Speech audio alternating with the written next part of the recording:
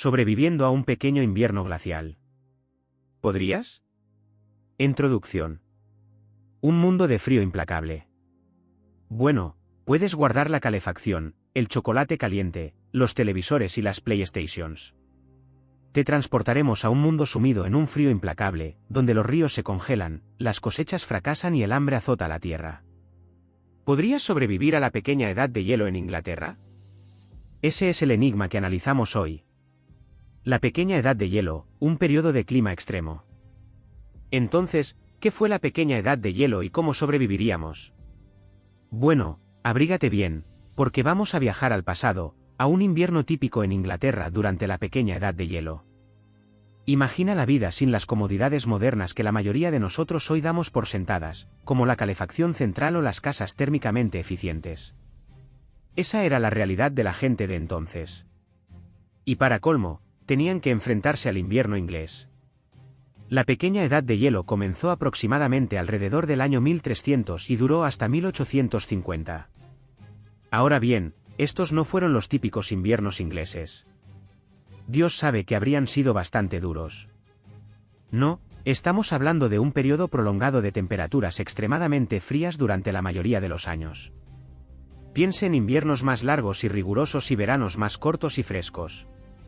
No era precisamente ideal para el cultivo ni para mantenerse caliente. La pequeña edad de hielo no fue una verdadera edad de hielo de extensión global, sino más bien un periodo de importante desaceleración climática tras lo que posteriormente se conocería como el período cálido medieval. Esta fue una época de clima relativamente templado en Europa, donde los viñedos prosperaron hasta en el norte de Newcastle.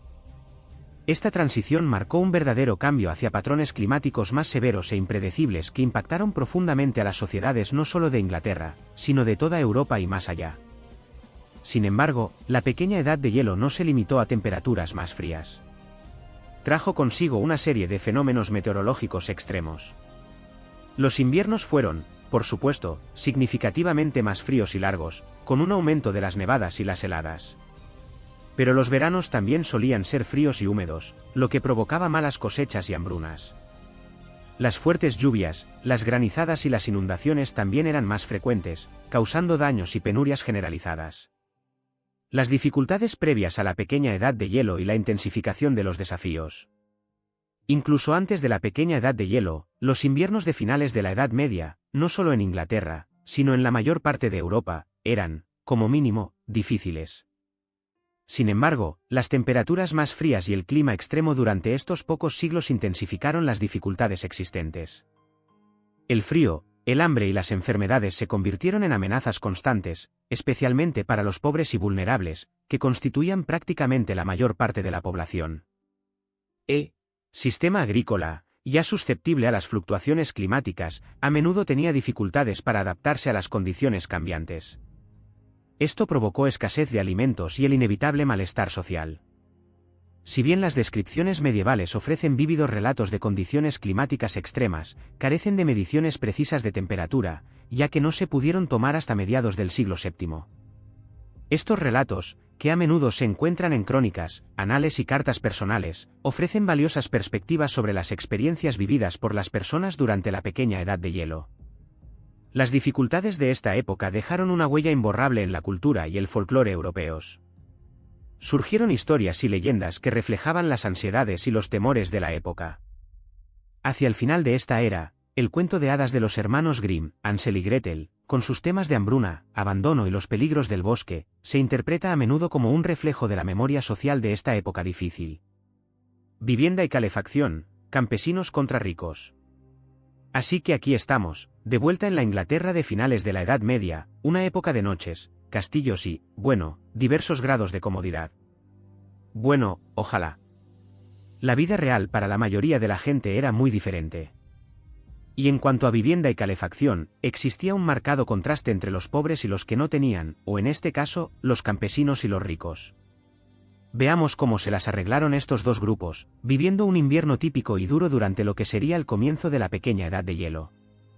Comenzaremos con la vivienda de un campesino. Imagina una casa hecha de madera o palos tejidos, conocidos como wattle, y una mezcla de barro, arcilla y paja. Suena encantador, ¿verdad?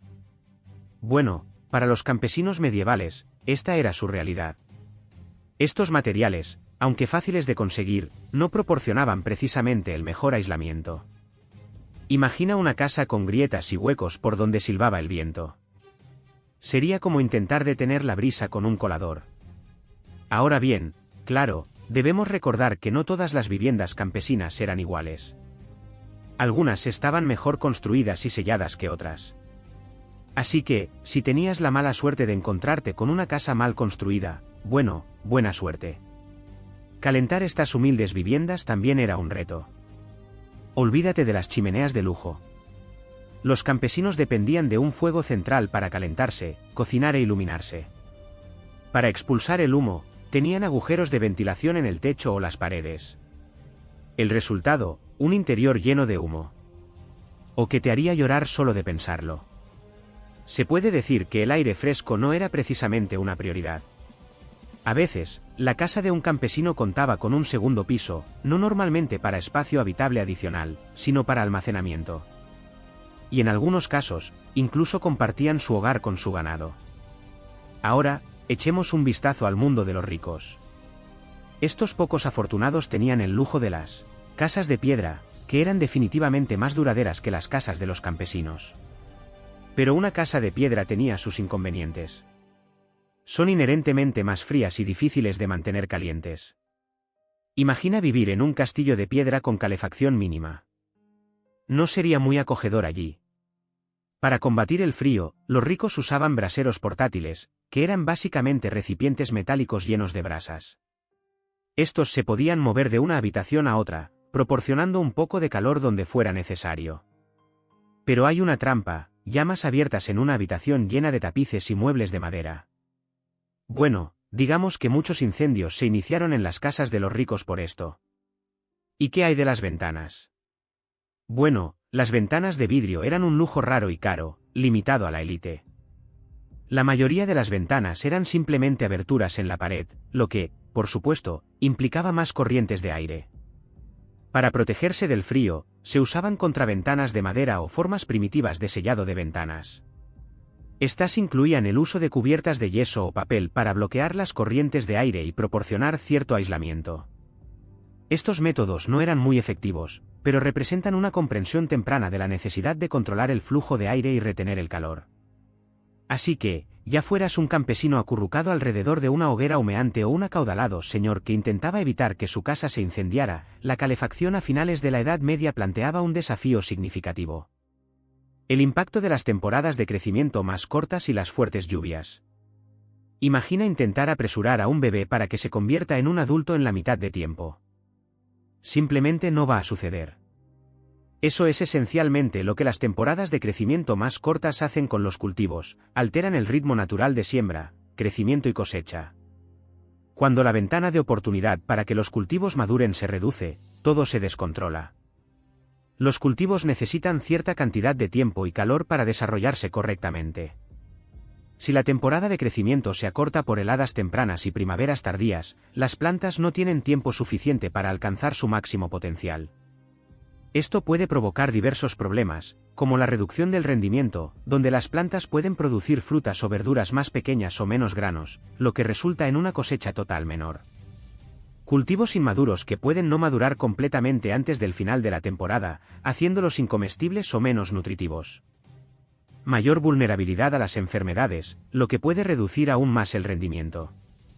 El impacto de temporadas de crecimiento más cortas puede ser particularmente grave para cultivos básicos como el trigo y el maíz, esenciales para alimentar a grandes poblaciones.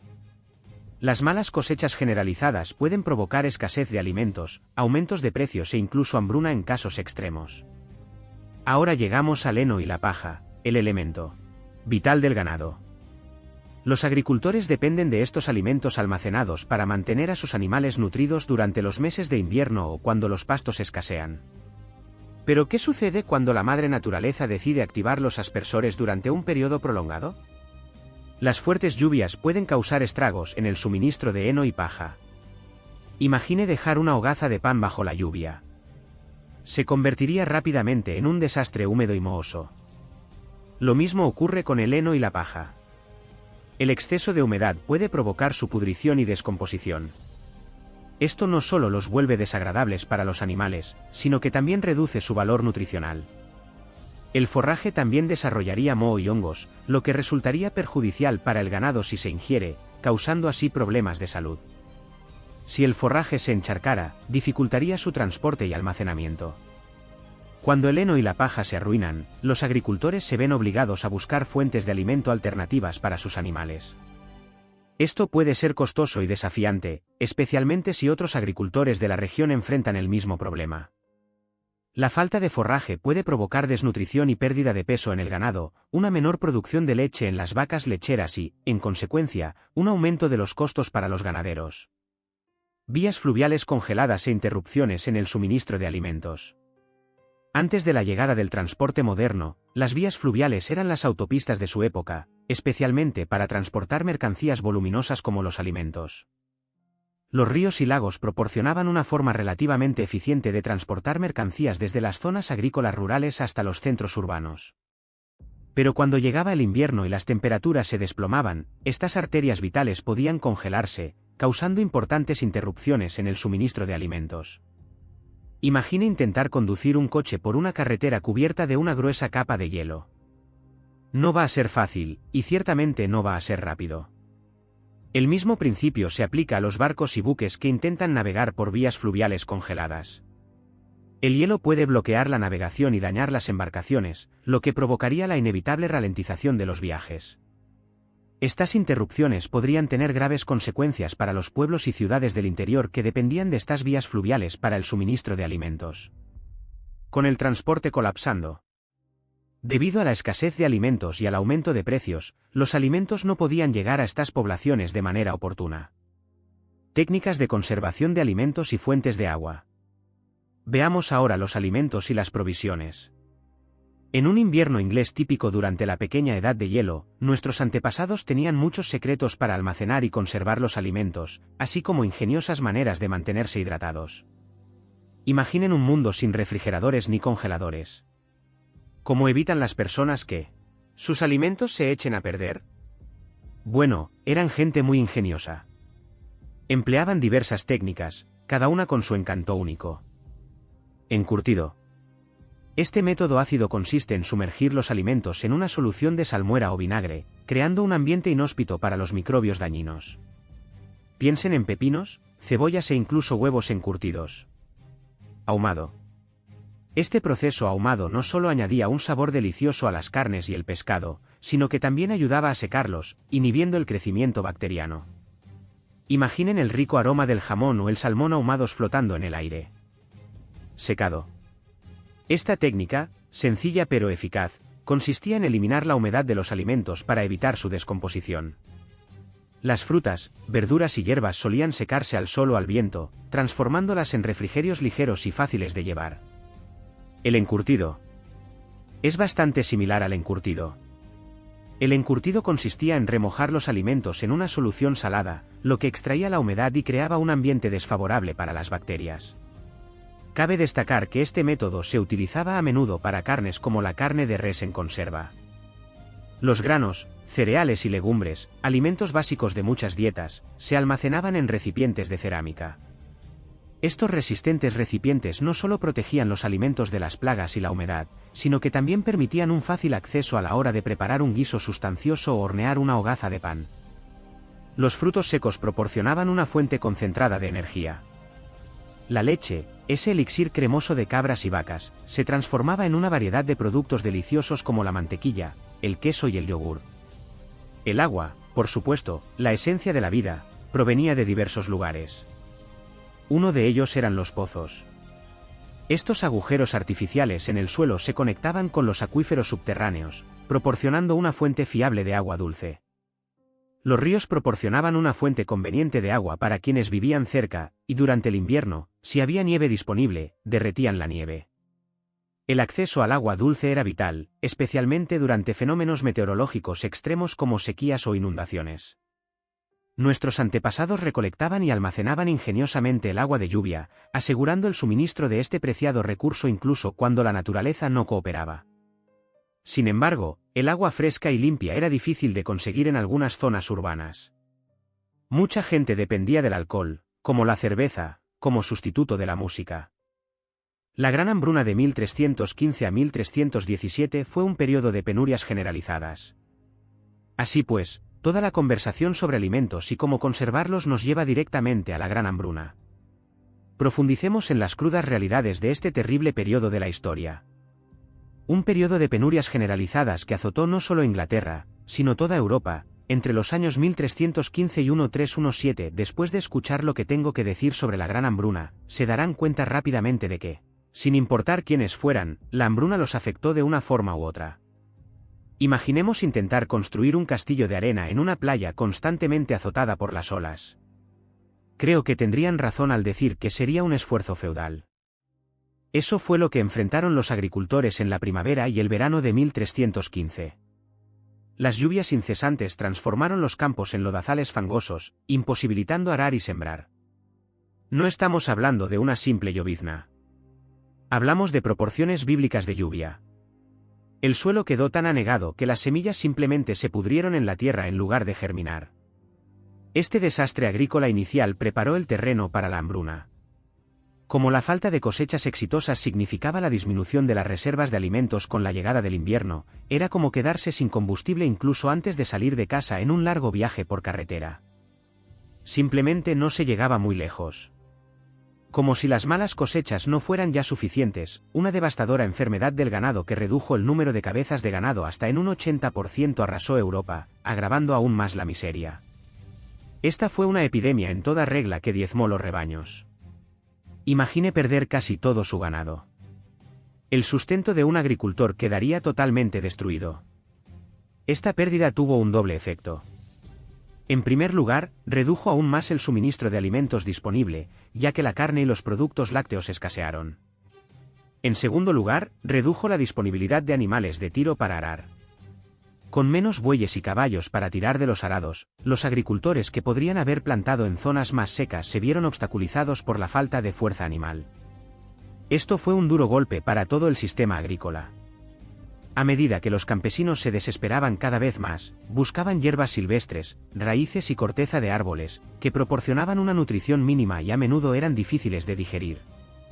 Imaginen hoy intentar sobrevivir con una dieta de hierba y virutas de árboles. No es precisamente una dieta nutritiva ni saludable.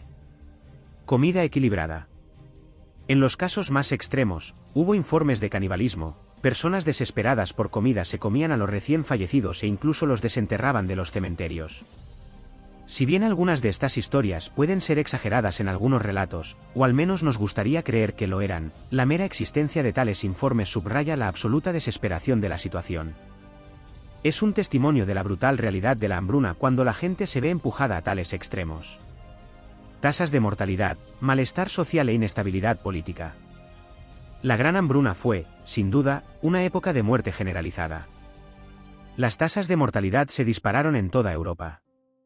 Alcanzó el 15% solo en el sur de Inglaterra. Ahora, perder entre el 10% y el 15% de la población es una pérdida catastrófica. Imagine que su pueblo o ciudad perdiera repentinamente a tanta gente. Sería un golpe devastador para la comunidad. Estas cifras no son solo números abstractos. Representan a personas reales. Familias destrozadas, vidas truncadas. La hambruna no discriminó.